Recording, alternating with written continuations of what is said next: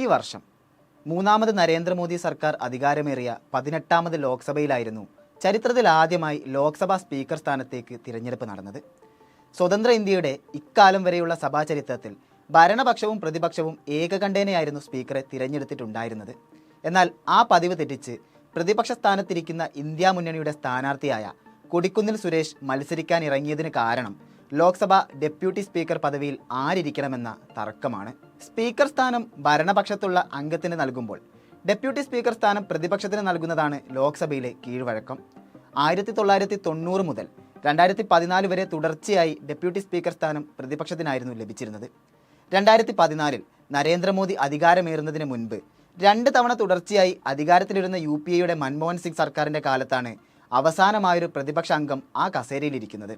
2004 മുതൽ 2009 വരെ NDA ഘടകകക്ഷിയായ അകാലിദളിൻ്റെ MP Charanjit Singh അത്വാളും 2009 മുതൽ 2014 വരെ BJPയുടെ കരിയ മുണ്ടയുമായിരുന്നു ഡെപ്യൂട്ടി സ്പീക്കർമാർ.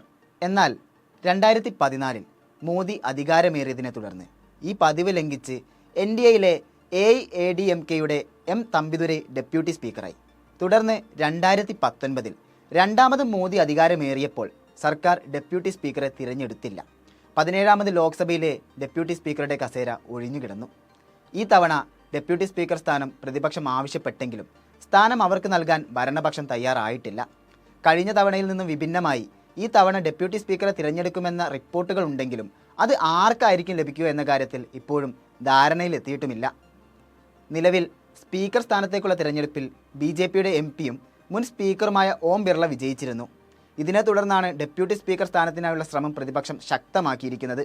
കഴിഞ്ഞ സർക്കാരുകളിൽ നിന്നും വ്യത്യസ്തമായി സഭയിലെ അംഗസംഖ്യയിൽ പ്രതിപക്ഷത്തിനുണ്ടായ വർധനവും ഈ ആവശ്യം ശക്തമാക്കാനുള്ള കാരണങ്ങളിൽ ഒന്നാണ്.